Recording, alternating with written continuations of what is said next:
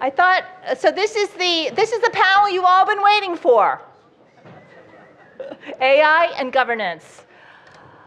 I thought I would just read a few sentences to frame the panel, and then I will introduce the panelists, and then we'll get on with the questions for the panel.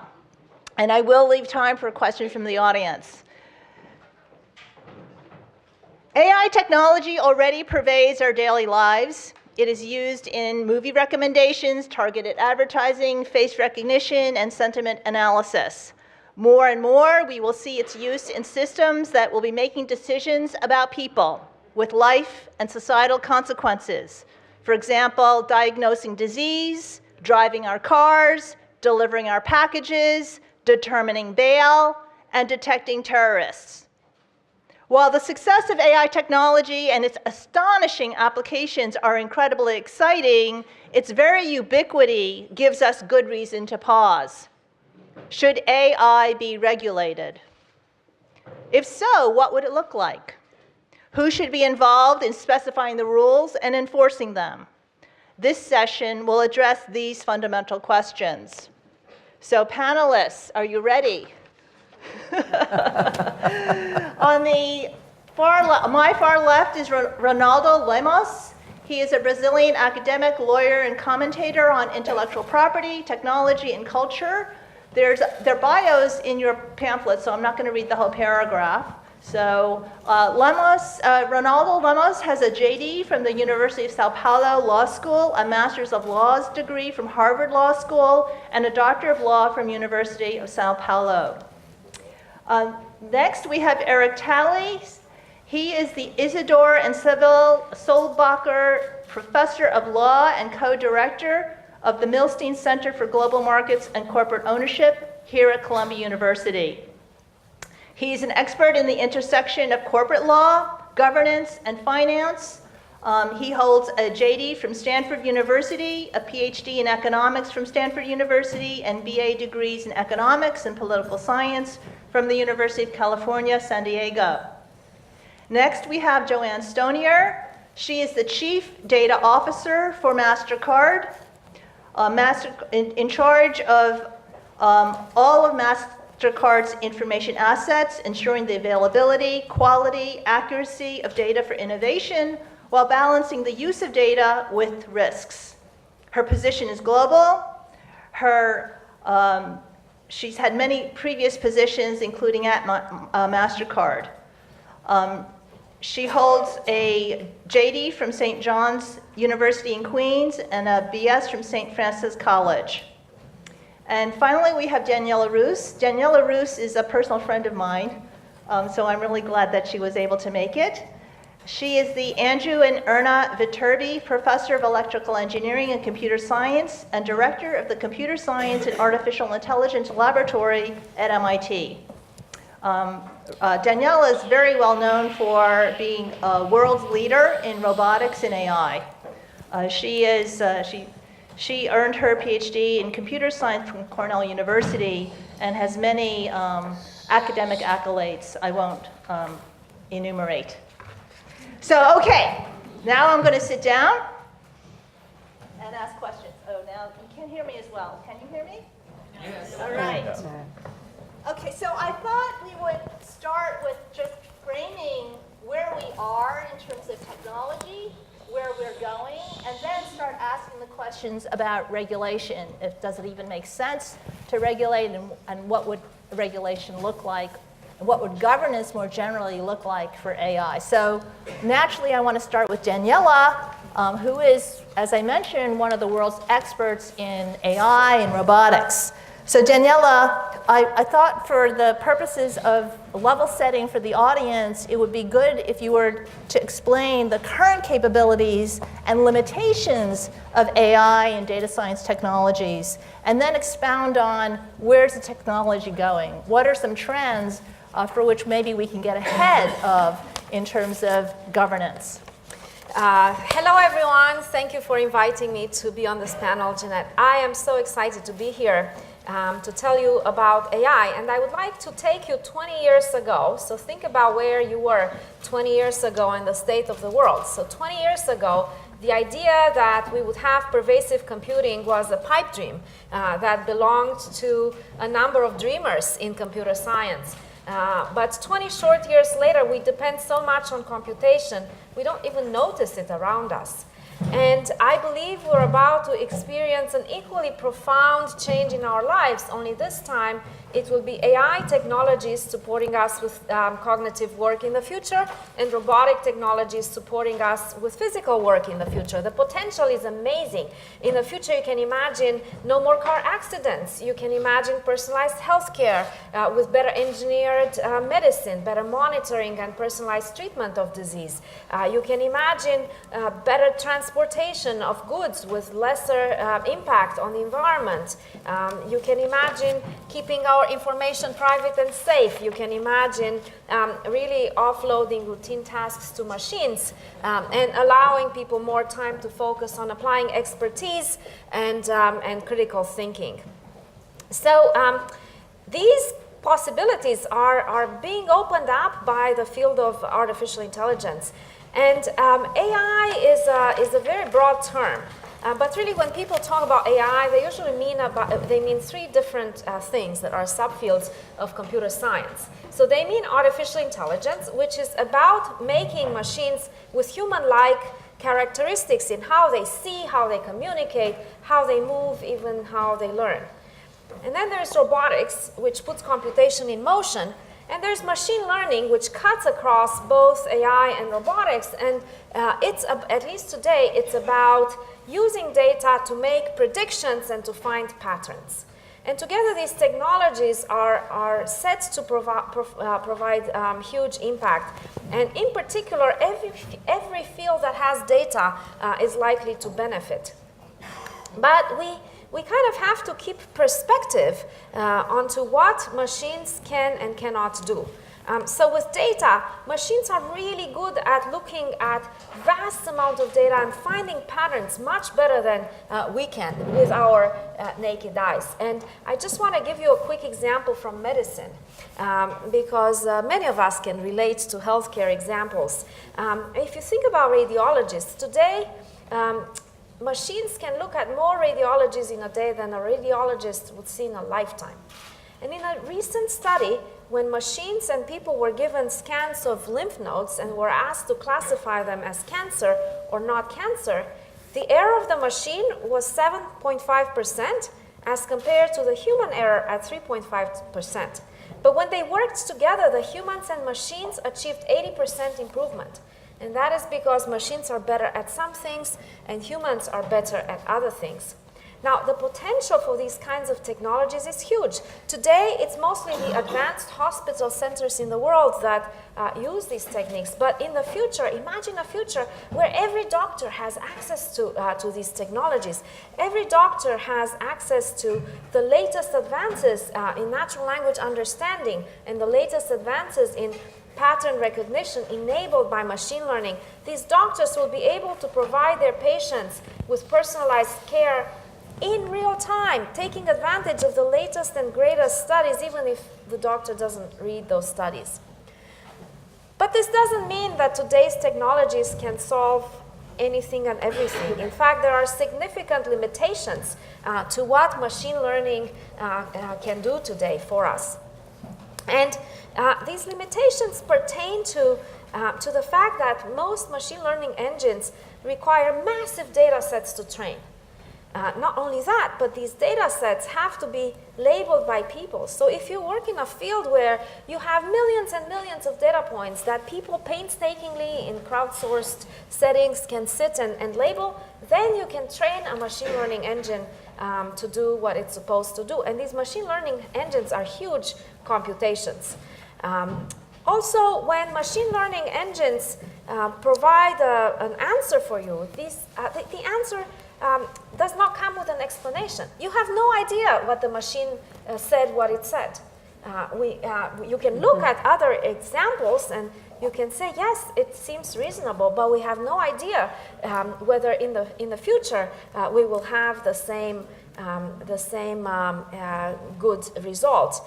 And this is a significant challenge because making interpretable decisions, especially when people and when the world depends on those decisions, is critical. And this is a place where regulation is super important because we have to put in place processes and ideas to ensure consumer confidence. So this is a challenge. The performance of the machine learning engine is only as good as the data that is used to train it. So if there is error or bias in the data, that's what you're going to get from the machine learning engine. How can we ensure that the performance is not biased and the performance is fair? These are big fundamental questions that the computer science community is working towards answers for, but we haven't reached there. Nevertheless, we still have techniques that can do better than people. A few other limitations. Crunching through data does not translate into knowledge. Just like doing a lot of computations is not about autonomy. So we kind of have to keep these into perspective. Another thing is that today's machine learning engines are primarily by experts only. You have to know how to turn the knobs in machine learning engines. It's not even enough to have a computer science degree to know that. Although there are companies and universities that are increasingly aiming to democratize what is possible, and you can fool the engines quite easily. Further, the final example I will give you is you don't need a million examples to know that you are looking at a glass of water. In fact, we as people learn from single-shot experiences, and so thinking about how to change the algorithms to be more human-like, to depend less on these vast quantities of data is again something that we cannot do today. And so, in summary, machine learning is primarily about finding patterns in data, predicting what might happen, and suggesting action items, but at a very, very low level. What we would like for the future is to understand the nature of intelligence and understand how to bring deep reasoning into the systems that we build. So Daniela, thank you for that incredible summary of where we are, state of the art in AI, machine learning, and so on, and hinting at where we might need to look at the governance of AI, the regulation. In particular, a lot of these machine learning engines, as you call them, are now being used in, say, US court systems, in government agencies, to make decisions about people. And more specifically, very recently, the president of Microsoft, Brad Smith, has called for the regulation of face recognition technology, specifically, and face recognition technology is all driven by this AI technology that Daniela mentioned. And so I thought that we would start with, should AI be regulated before we even go on to what would that look like? And Joanne, I wanted to start with you because you've been in this conversation with industry, government, and academics and nonprofits. And so I thought maybe you can share with us what those conversations have been. Sure. So I've been listening to today's conversation avidly. And at MasterCard, we are engaged with lots of different policymakers and regulators around the globe, both on AI and on regulation generally. And I have to tell you that I've been sitting here thinking that we really need some super regulators to handle all of the regulation that we want them to handle, given all of the conversation today. So I'm looking forward to finding some of those folks because they have an awful lot to handle, given everything that we want the regulators to do. And before I was the chief data officer for MasterCard, I was the chief privacy officer for MasterCard, and I worked with data and protection authorities around the globe. And I have to tell you that they're currently struggling as the GDPR hits its 1-year anniversary this month, just trying to figure out how to enforce and understand the implications of that law. And so when you think about what Brad Smith was talking about with facial recognition, and I brought up my iPhone on purpose, right? Because my iPhone, and I can't quite get it to lock itself, right? It unlocks with facial recognition software. And many of you are using that every day, right? And so that is an example of AI in action. And we're increasingly using it and thinking about it as we navigate our world. But I think we have to be careful about regulation in all forms, right? And I think we're having these conversations with everyone from the EU, who has a task force on the EU ethical guidelines on trustworthy AI. We've worked with the Monetary Authority of Singapore to develop fairness, ethics, and accountability on artificial intelligence. We're participating with the United Nations on this topic, as well as with the OECD. And why aren't we seeing regulation come out right away? It's because of what Danielle is talking about, and it's because of some of the issues that you heard the previous panel talk about. Artificial intelligence is in its early stages, and yes, everybody's worried about the volume, the veracity of the data that's needed in order for the models to train and learn. But then what is the framework that needs to be talked about, given all the different contexts in which the data can be used? So when you're talking about facial recognition, that's an incredible amount of personally impactful AI. But there's plenty of other examples of artificial intelligence where the artificial intelligence isn't personally impactful, right? So if we're talking about the amount of crunching that can be done on weather patterns, right? It's not necessarily personally impactful. And so should we have the same type of regulation on that type of artificial intelligence, which would be using the same volume of data, but it wouldn't necessarily be as personally impactful as facial recognition and how that information might be used. So what we're doing at MasterCard around this issue is we're first working on voluntary frameworks that my company is leaning in on and trying to figure out with my data scientists, how do we want to be navigating the world of governance around artificial intelligence?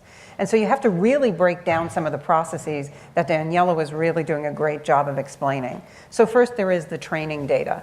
And so right now, the first days of artificial intelligence is the volume of information that's being fed into whatever the model is that you're trying to train and the intelligence or the machine learning that's happening. And so how do you look at that data? Today's discussions, we've heard all sorts of things about data, but we haven't talked specifically about it.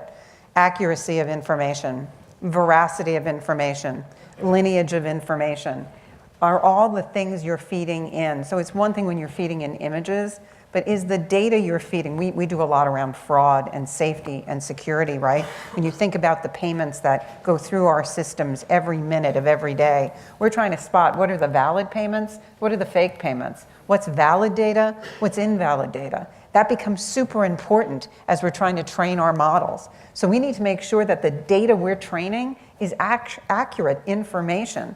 And in the world that we're now living in, the first wave of the internet, we were all playing kind of fair and square.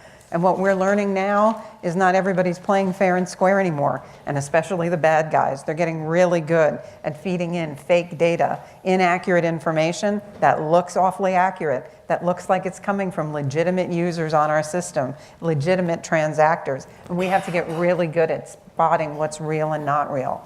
And then those models, so all of that training data goes into models.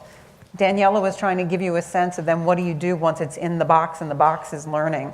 Well, we're starting to do things like using AI to observe AI. That sounds very scientific, but it's really, the model itself is doing the fraud algorithm. We're trying to have another model observe that model and spit out a report so that my scientists, my data scientists, can actually begin to see, is the drift legitimate because we're actually seeing a location where fraud is really happening because some cyber criminals have set up shop and they're actually doing something? Or is there drift happening because our models got it wrong? And so it isn't because I have green eyes that I'm actually committing fraud, but because there's something actually going on, or that our models took into account too much, that green-eyed people just accidentally committed more fraud, right? It's not a true cause of fraud, it's an accidental cause of fraud. But it does require a partnership between the algorithms or the technology and individuals observing what's coming out of the box. So we're trying to create an entire ecosystem. What's going in, the models, what's coming out, and monitoring for all sorts of bias. We worry about discriminatory bias because as individuals, we worry that we're going to go after the green-eyed people or people of a certain race, country, ethnicity, something that's individually impactful. But we also have to worry about all sorts of biases, automation bias, confirmation bias, coverage bias, experimentation bias, group attribution bias, implicit bias, non-response bias, sampling bias, and a whole bunch of other technical biases that I know and understand. And if you're a group of computer scientists, I'm happy to have that conversation with you. But these are the things that regulators need to understand if we're going to have regulation in this area. And this is the convergence of technology and law. And so if you have kids, tell them to take those two majors, okay? Because the data scientists and the lawyers have to get together for this to be a place of real regulation that's going to be impactful for society. We can't have it done at a high level. It has to be people who understand the data so that when we have people in court, and we will, right, that we can have testimony before judges, tribunals, and regulators that makes sense. So where do you begin? You begin by having responsible companies lean in and come up with samples of how to do it. You disclose how you're doing it to the best you can. And then you go from there in building regulation that makes sense for society. But we're at early days, but we have to do it now. Because if we wait too long, the boxes are keeping on learning, guys. And if we don't figure it out now, it'll be too hard to do it later. So Joanne, that your statement about the technology people having to get together with the lawyers is a perfect segue to our two lawyers on the panel. And I'd like both Eric and Ronaldo to respond. We're kind of, to be honest, the technology community is looking to the legal community, the policymakers and so on, to help us think about what it would even mean to regulate AI. And so Eric, why don't you start us off, and then Ronaldo, you're next. Yeah, sure. I want to be also mindful of Ronaldo's bewitching hour. So first of all, let me thank you for having us here. This is already proving to be a very fascinating panel to me. And I also definitely want to join with Joanne's encouragement for you to encourage your students to go to law school. Where they will increasingly confront a group of faculty who themselves are trying to beseech students to become a little bit more woke to AI, to machine learning, and how it may apply both to law and how law may apply to it. My personal path, when Jeanette was reading my own sort of background, it has not been an AI background. I'm more of a sort of a corporate law and securities person. I'm an economist as well, but I've always been sort of a nerd at heart. And one of the things that became very clear to me in doing what I do, which is sort of empirical analysis of corporate and securities law, is that lawyers are among some of the best producers of unstructured and semi-structured data in the universe. That's true. I mean, yeah, there are sort of galaxies and DNA sequences, but lawyers are probably third on the list, and it's very, very difficult using sort of conventional means to sort of understand, organize, and pull patterns from it. And this area has been so powerful for me that it's essentially commandeered my entire research trajectory in basically good ways. So thinking about disclosures, thinking about how do you ferret out insider trading patterns? There are just all sorts of pattern recognition issues that AI is helpful for. When it comes to sort of the intersection of AI and law, I think there's probably two ways to think about it. One is, how should the legal system think about regulating AI in general and its uses within industry? The other one that we're spending increasingly, and I want to talk about both, but the other one that we're spending increasing time thinking about is how is AI going to have an effect on the administration of justice itself, and how substantive law changes, how courts change, what a court will look like in 80 years. So let me just pick off both of those, and then I'll hand it over to Rolando. So first, the regulation of industry or actors who are themselves using using AI technologies is obviously an important issue. Privacy issues are, have dominated in recent years, and it's quite difficult in some cases for large actors to even be able to ensure the integrity of their own privacy protection systems. Google and Facebook have been very much at the front of the newspapers recently, but this is a problem that faces essentially everyone. And one of the things that's actually quite difficult within law is that, and Jeanette, you and I have talked about this many times, is that law itself has a couple of sort of ground rules or general principles about privacy. But I think even within law, there's a lot of work to be done in trying to understand what are the objectives that we are trying to accomplish through privacy. And I think Joanne was sort of backing into it about saying, well, look, weather patterns, how much privacy concern would we have about it, consumer credit, maybe something else. A second issue that is increasingly coming up with the application of AI to various types of decision making, and I think in the financial services industry, it is almost certainly a dead center, is it possible that your algorithms, that your learning algorithms, are going to back in various types of decision-making criteria that over the last 70 years we have learned are impermissible decision-making criteria. And even if you don't say, well, we've got a borrower who's applied for a loan and we're going to keep race, ethnicity, gender, sexual orientation out of the underlying data that gets fed into the model, there's no guarantee that a machine learning model won't latch on to a very, very close correlate that's functionally the equivalent of exactly those same impermissible criteria. There's a huge problem right now, and it also makes us sort of back up and try to figure out, okay, what are the underlying commitments of things like anti-discrimination law, and how far are we willing to push those boundaries? And in some cases we might be willing to. In other cases, I think the answer is almost certainly not. The other thing that's getting a lot of attention these days by myself and other folks is how is machine learning and artificial intelligence going to affect the administration of law itself?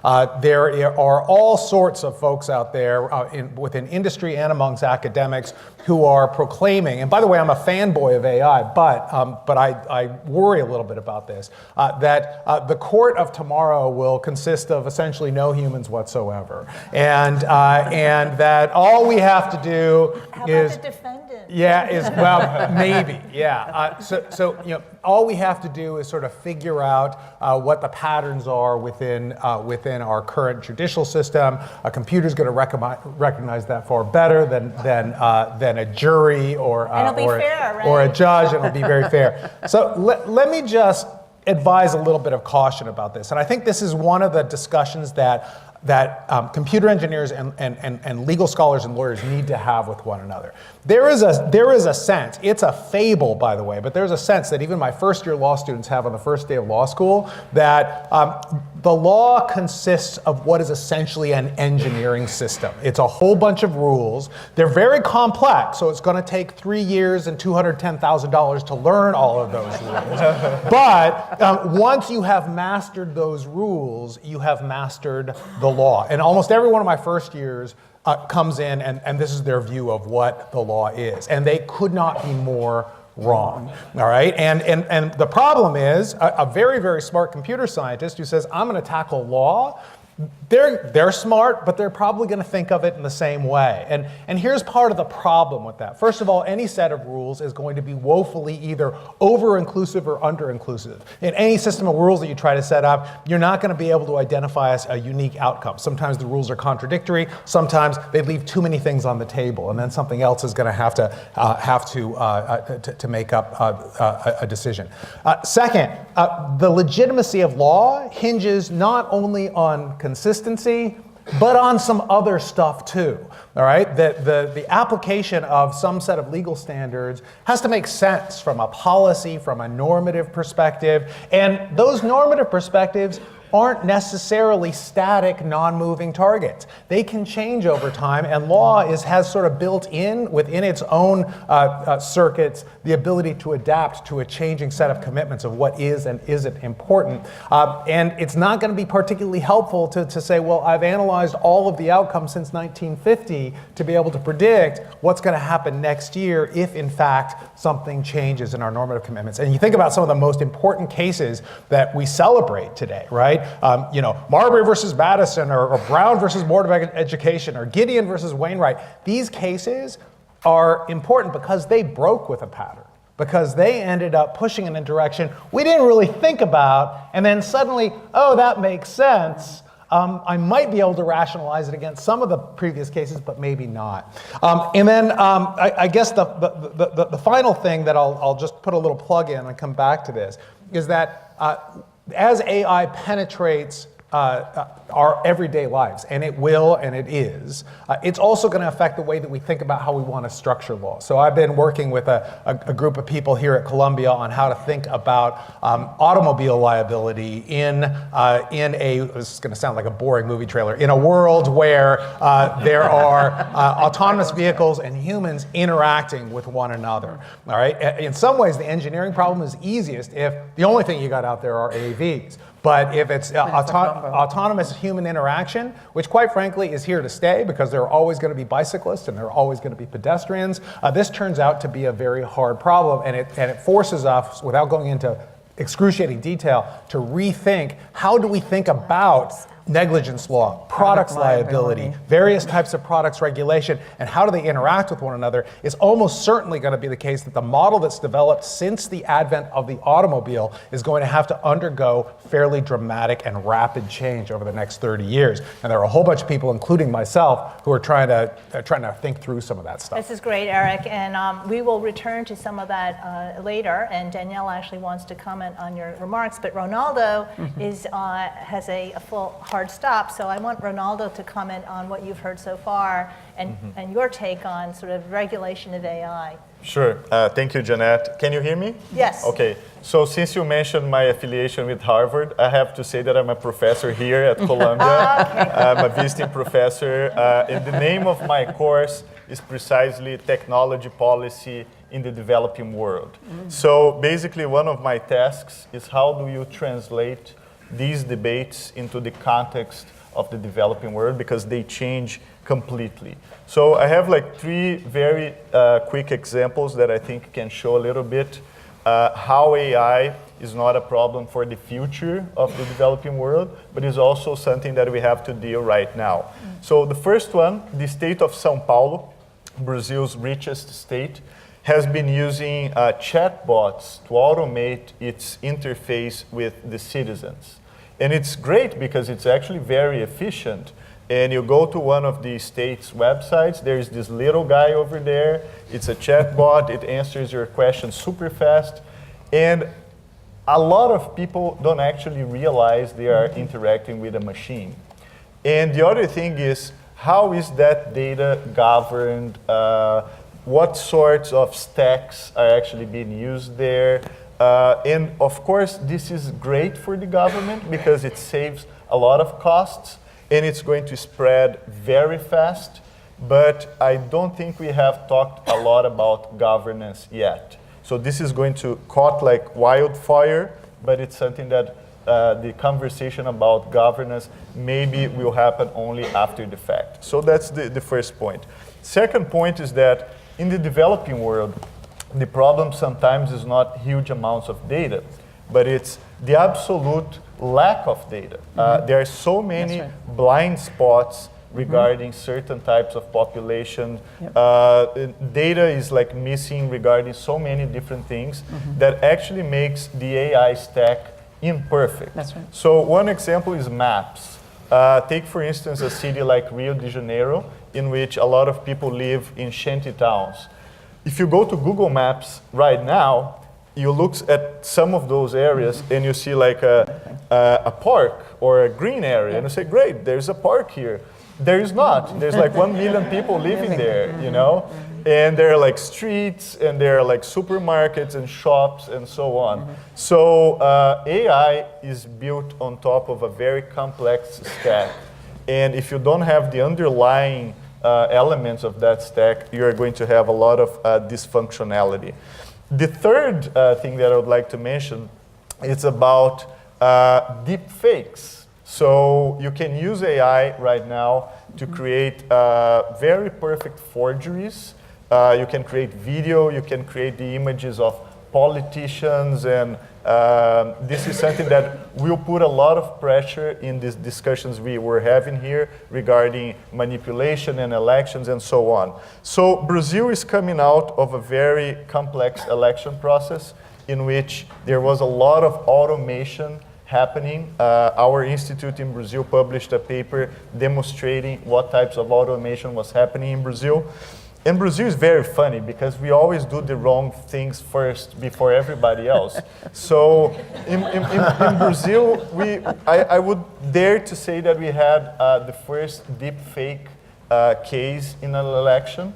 So at a certain point in the election at the state of São Paulo for a governor, the governor of São Paulo got this weird video basically going viral. I'm not going to describe what the video is, okay? You can Google that later.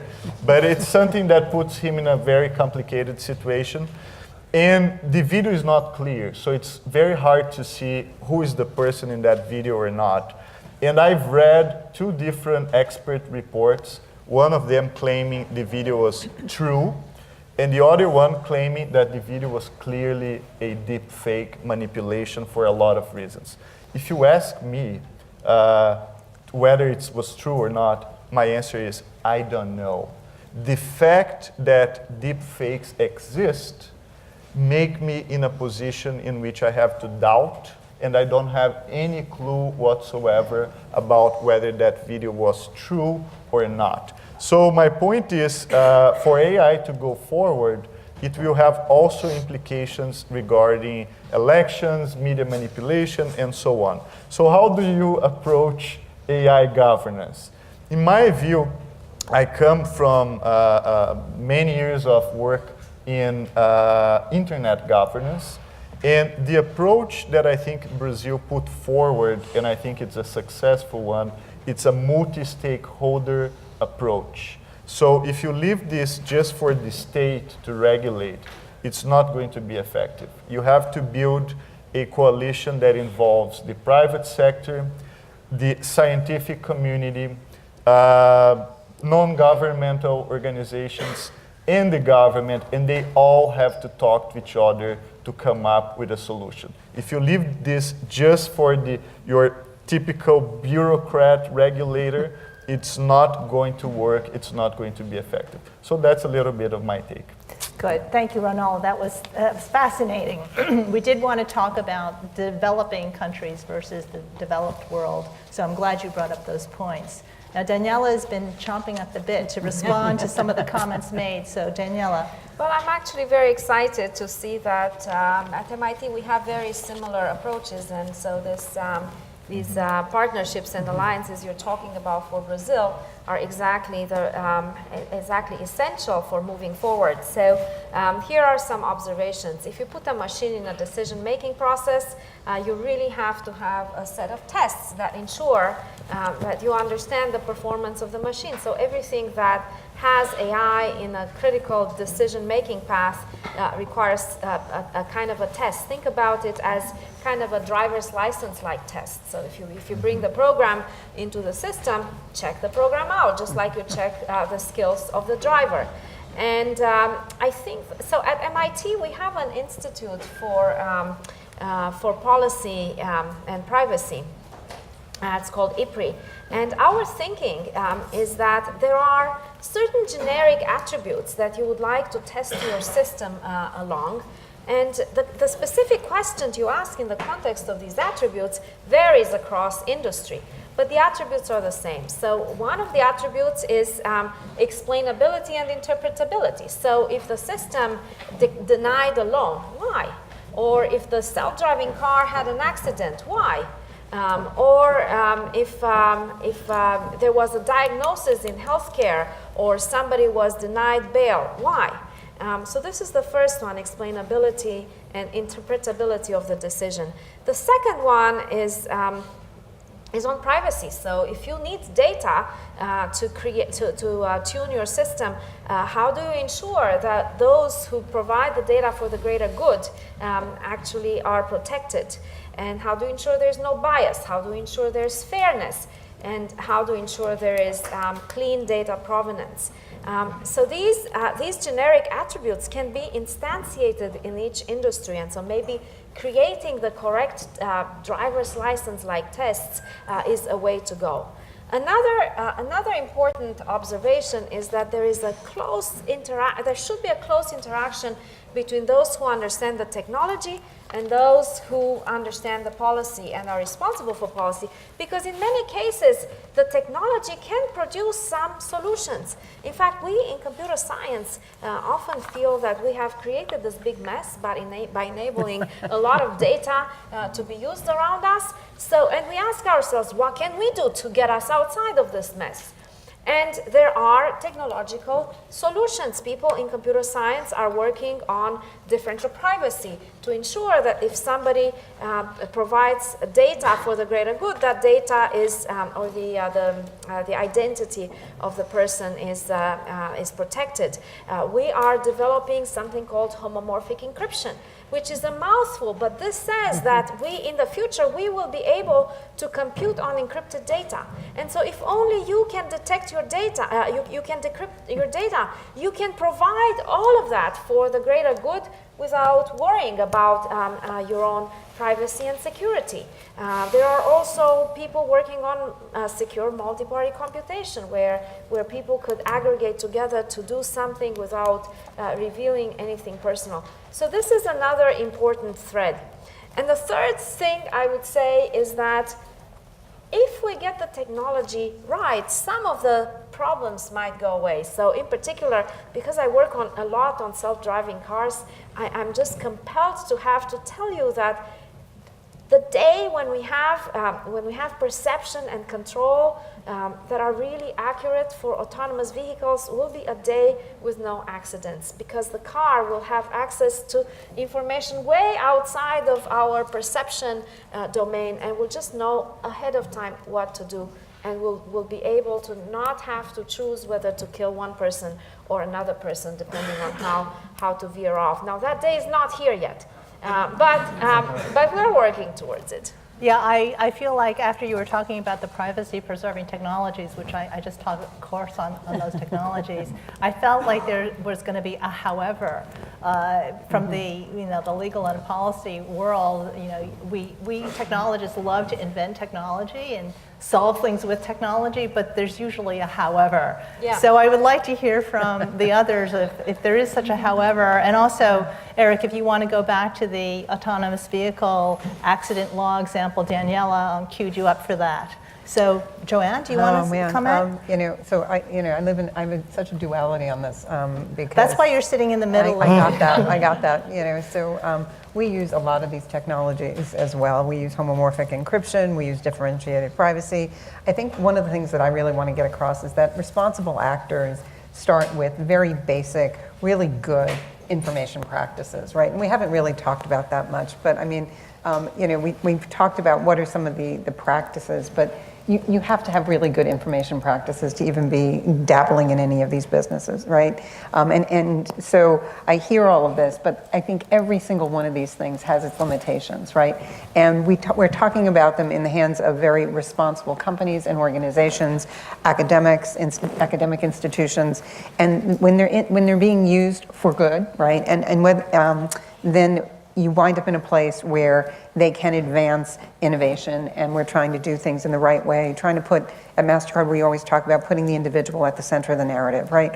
What are we doing and what's the implication for the individual, right? Can you explain it to your grandmother? When we talk about, we have a whole program for data for good for society, and we're always looking at, do we have sufficient information, right? So Ronaldo, your point, right? And that's one of the blind spots, right? Are we going to get to bias unintentionally because the data, even though we have all of the algorithms that protect from the actual bias? Are we going to wind up with unintended bias because the data is going to lead us back there? All of these things are part of our DNA. The challenge is going to be, though, that there are equal actors out there that are going to use these techniques for ill.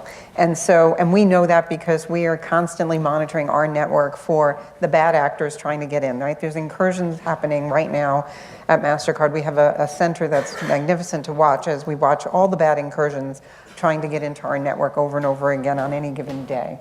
And so I worry that, that the world is going to continue, but that world is also going to continue. And so there's both things that we have to look out for. And it's complicated, and we're making it even more complicated. The other thing I want to say about regulation is we oftentimes get very myopic about digital giants. And we talked a little bit about small companies today. But I think we have to be mindful that there's all sorts of organizations that are going to move society forward. I work for a large company, a global company. We have not talked about the different contexts of different global economies, different types of cultures, different types of data contexts. All of that has to be taken into account. And so when we talk about regulation and we talk about all these different tools at our fingertips, that also has to be taken into account, right? So just because we are sitting here at an American university, we have our own set of biases in what we think is right. And in another culture, we just did a really interesting course about if you're in a car accident and what the cultural bias would be about lying for your friend in different cultures. And there's a huge difference if you're a US citizen versus one from China versus Italy, and what the expectation would be. And so, I won't go into it, but it really is very different depending upon how you've been brought up, right? And I'll just say that someone from another country might think that you are a terrible friend if you don't lie for them. And so all of that goes into the mix on this. So it's not so easy. We say, oh, we're going to have the regulators do it. Not so easy. Eric, did you want to respond to any of these comments? Yeah, maybe just really quickly. First of all, the desideratum of explainability, I think when it comes to legal applications, is critical. So reason giving is often thought to be one of the most important parts of legitimacy of any legal system. If you can't give a reason for an outcome, it can be amazingly consistent, but it's not necessarily going to garner an awful lot of support. On the but what about sort of question. So this is this. Ronaldo and I are now going to demonstrate why so many people hate lawyers, because we're the ones that are supposed to worry about all the different things that are hiding around the corner. And let me just give you a couple of thoughts. Yesterday, I was doing what you were doing today, Jeanette. I was moderating a panel with the former general counsel of Apple, Bruce Sewell, and the current general counsel of a large financial services company. And we started getting into, Bruce started talking about the fact that you may not know this, but in your iPhone, there's a capability to pick up small, almost imperceptible vibrations and oscillations in the way that you're holding the phone. So much so that it's sufficiently accurate that this would be a way to detect early Alzheimer's, or early Parkinson's, excuse me. And so, and then the other panelists said, oh yeah, we actually will sometimes use various pieces of input from an iPhone to kind of get a sense for markers for various types of fraud or default likelihoods. Every one of these might portend what is effectively, and maybe even unwittingly, the use of a protected class to make predictions in ways that are going to get you in trouble in ways that you may not even realize it. So I think that there's, we come by our unpopularity or lack of popularity, I guess, honestly. Last thing, and I want to sort of push, probably for the sake of the audience, this sort of autonomous vehicle sort of idea. I think that there is, in some ways, I agree that at some point that there may be this magic moment where we realize that we've got the sensors, we've got the computation, we've got the equipment down to make this sort of one big harmonious symphony of autonomous vehicles driving around. That said, I'll just go back to what I noted earlier. those aren't going to be only things out on the streets. There's going to be pedestrians, there are going to be cyclists, and if you actually kind of put these folks into, I'm going to take my powdered wig off and put my economist pocket protector on. If you put that in a game theoretic environment where you sort of realize, oh, I'm about to enter an environment where things that could have hurt me with great probability 20 years ago are going to hurt me with much lower probability today, I'm going to take more chances, and it's going to be rational for me to take more chances. And so when you start thinking through how does that strategic interaction work, I'm not saying the magic day won't come, but I would like to suggest that it may be further off than thinking sort of statically about how people behave right now. It's going to be, right? I think we're going to have to adapt to the adaptation That's of right. AVs. That's right. So and putting the robotics work together with the work in economics and the work in social behavior is absolutely critical. And I'm very excited to tell you that, in fact, there are new advances that are really addressing the building personalities and building people characteristics fundamentally in the control engine of a car. But these remain technical papers right now. Ronaldo. So very quickly, because I have a flight to China to catch like very soon. Yeah. I did want to bring up China, but not in that way. Yeah. So I think like data science is the point here, right? So I was reading this paper the other day in which someone figured out that if you write in capital letters on social media, you're probably not good to pay your loans, so you have to have your credit score decreased. So that's the type of analysis that we are going to see more and more throughout this issue. And I really think we should ask the question, how many data scientists we have in the government right now, for instance. For the US, I think probably the answer is not too many. For the developing world, it's probably 0. And I really think we should start like getting more data scientists in the government, but more than that, building bridges between the government and the data scientists themselves, because I think we need this debate and this conversation to start as soon as possible. So that's one quick point. The other quick point that I would like to share, in Brazil, we started this project called the Law of AI. So basically what we are doing is looking at the legal system and seeing what we already have that has an impact over the AI stack.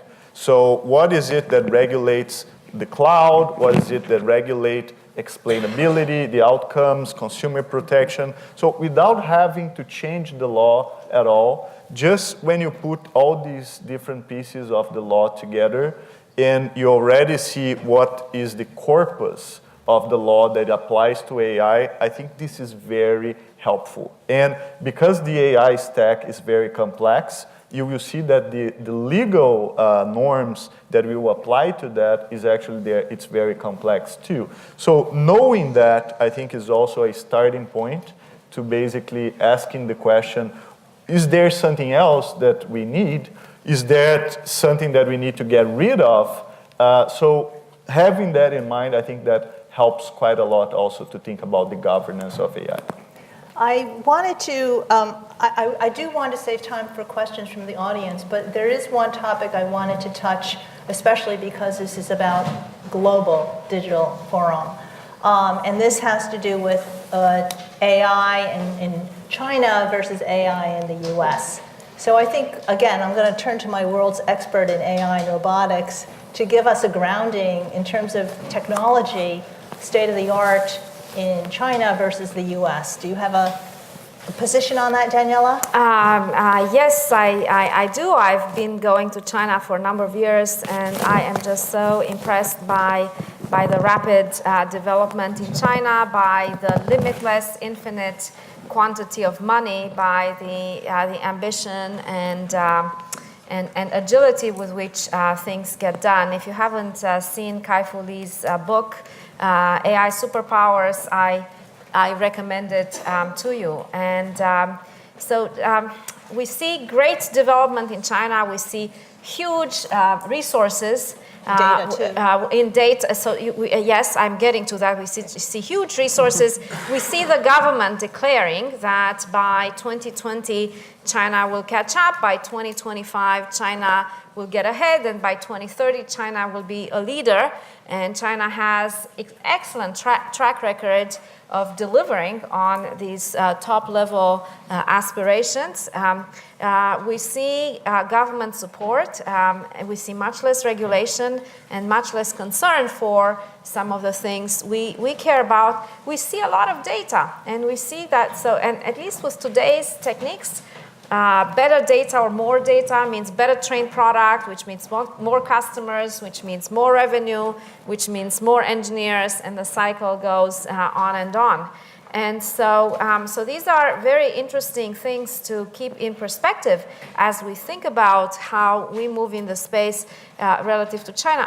Kai-Fu Lee makes some very powerful arguments by looking at the number of publications in the US versus China, the number of patents in the US versus China, the relative valuation of peer companies between American companies and Chinese companies that are getting to be one-to-one. So there's a lot of action in China. Now, Kai-Fu also suggests that maybe in the future, the US will stay ahead in innovation, and China will be ahead of us in productizing innovation, and this I take challenge with. I don't agree with him on, but we'll see how the world unfolds. Joanne, I would love to hear from the MasterCard point of view, your take on. I think Daniela makes a lot of good points, right? I think that China has set itself up to use all of the data inside of its own economy in a way that enables the innovation, right? And so if you think that AI learns from training data, and so the government has set up a society where all of the data is available for the training, right? And they have excellent data scientists, and so I think that is the positive of the system that China has set up, and so you're going to see all of that data be used for the ability to train and innovate. I think that, and look, MasterCard is a global company, and we work with governments all around the world, and we have to recognize that different governments have different advantages for different societies. I think that, though, Danielle is right. I don't know that any one government or society has a particular advantage at this point in time because it's early days, right? And so I think we're going to see different types of innovation pop up in different places. But I do think when it comes to the ability to harness the data in a society right now, that's what I think all the books are being written. Do you see regulatory differences in the future? Well, I think we're seeing, we heard the panel before, the convergence in privacy, convergence in some ways on security. I think what we're going to start seeing is some convergence on data regulation. Mm-hmm. I think that's where, we're talking about regulation for AI. I think you're going to start seeing baseline data principles needing to be enacted, but I'm not sure that we'll see it for AI specifically when I think that there's going to be some baseline data regulation. I believe that data can't leave China right now. No, so right. there's a lot of restrictions. Eric, one sentence before I open it up to the audience. One sentence that if you were to ask any lawyer, I see Anupam and Tim Wu and other lawyers in the audience, if you ask them, what's Kai-Fu Lee best known for? It's whether he could break his non-compete when he was switching jobs. And so I would say that part of this issue is also, how do we train sort of the human capital within the United States, within China, to basically take on whatever role we want them to be taking on. That's why it's appropriate to be doing this at a university. Thank you, Eric. Okay, let's take questions from the audience. Young lady over there with your hand up. Actually, we don't have time for Q&A. Oh, we don't have time for Q&A. Oh, I'm sorry. Our left keynote does have a hard stop. So Okay. You're gonna have to. I'm very sorry to the audience. I hope this was an engaging panel. Another one.